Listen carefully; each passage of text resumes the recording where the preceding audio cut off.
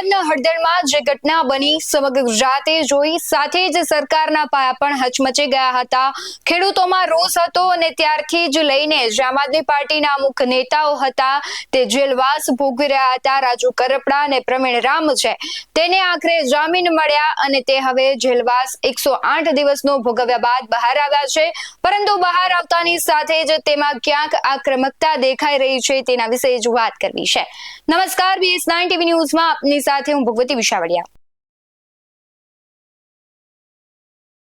108 દિવસનો જેલવાસ ભોગવ્યા બાદ આમ આદમી પાર્ટીના પ્રવીણ રામ અને રાજુ કરપડા છે આખરે બહાર આવ્યા છે। સાથે જે ખેડૂતો છે તે પણ જેલ મુક્ત થયા છે। પરંતુ પ્રવીણ રામ અને કહેવાય છે કે પરેશ ગોસ્વામી બંને જુનાગઢ ખાતે પહોંચ્યા હતા।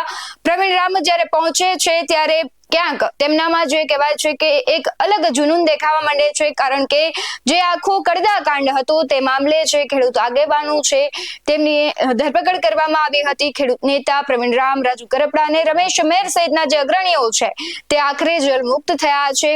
પરંતુ પ્રવીણ રામ જેલ મુક્ત થયા બાદ જુનાગઢ પહોંચી મધુરમ ચોકડી સ્થિત દેવાયત બાપા બોદરની પ્રતિમાને તેમણે પુષ્પાંજલિ અર્પિત કરી હતી।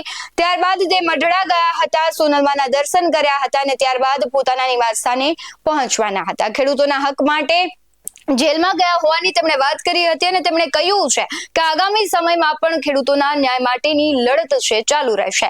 શું કહી રહ્યા છે પ્રવીણ રામ અને પરેશ ગોસ્વામી, તેના પર નજર કરીએ। ખેડૂતો માટેની લડાઈ 108 દિવસની જેલની લડાઈ લડ્યા બાદ આજરોજ હું અત્યારે જુનાગઢ ખાતે મધુરમ ચોકડી ખાતે આપા દેવાયતના સ્ટેચ્યુ પાસે એમને હાથોરા કર્યા છે, એમના ચરણોમાં વંદન કરી અને એમને પ્રાર્થના કરી છે કે આવનારા દિવસોમાં ખેડૂતોની લડાઈ લડવા માટેની હજુ વધારે શક્તિ આપે। એટલા માટે કે આપા દેવાયત જે છે એ બલિદાનનું પ્રતીક છે। એમણે પોતાના દીકરાને આ રાજ્ય માટે બલિદાન જ્યારે કર્યું છે ત્યારે ચોક્કસથી એમાં પ્રેરણા લઈ અને આવનારા દિવસોની અંદર ગુજરાતના ખેડૂતો માટે હજુ પણ જેટલું બલિદાન અમારે આપવું પડે એટલું બલિદાન આપવા માટે તૈયાર છીએ અને બલિદાન આપીને આવી જેલો તો કદાચ ગમે એટલી જેલો થાય હજુ પણ બલિદાન આપી અને ગુજરાતમાં ખેડૂતોની લડાઈ ચાલુ રહેશે અને આ લડાઈની અંદર ગુજરાતના ખેડૂતોને પરિણામ મળશે। પ્રવીણ રામ, પ્રદેશ ફ્રન્ટલ અધ્યક્ષ, આમ આદમી પાર્ટી।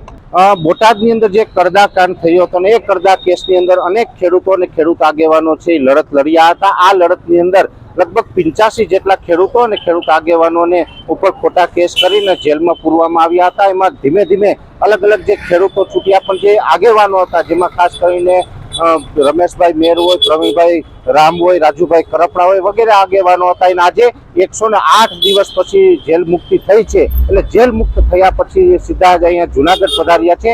જુનાગઢ અહીંયા મધુરમ ચોકડી પાસે જે દેવાત બાપા બોદરનું પુતળું છે તેમના ફૂલહાર કરી તેમના આશીર્વાદ લીધા છે અને હવે અહીંથી મઢડા જઈ અને પછી ત્યાંથી પોતાના નિવાસ સ્થાને પહોંચશે અને જેવી રીતે અત્યાર સુધી ખેડૂતો માટે લડ્યા છે, ખેડૂતો માટે જેલમાં પણ ગયા, આવનારા દિવસમાં પણ હજુ ખેડૂતોના હક માટે પ્રવીણભાઈ રામ હોય, રાજુભાઈ કરપડા હોય, તમામ આગેવાનો છે લડતા રહેશે અને બધા સાથે મળી અને ખેડૂતોનો હક અપાવશે। ગુજરાતમાં ખેડૂતોની દરેક લડાઈનો અંત મઢડા થાય છે, કારણ કે મારી ખેડની 14 દિવસની પદયાત્રા છે, પદયાત્રા પણ અહીંયા જ પૂર્ણ થઈ હતી અને ગુજરાતના ખેડૂતો મુદ્દે, કડદા મુદ્દે જ્યારે એક બોટાદથી લડાઈ શરૂઆત થઈ અને એમાં 108 દિવસની જેલ ભોગવીને અમે આવ્યા છે, ત્યારે આજે 108 દિવસ બાદ 109મા દિવસે આજે આ યાત્રા, જેલની યાત્રા મારી પૂર્ણ થઈ છે અને એની પૂર્ણાહુતિ પણ અત્યારે મઢડા આ સોનલમાના પટાંગણમાં પૂરી કરી છે।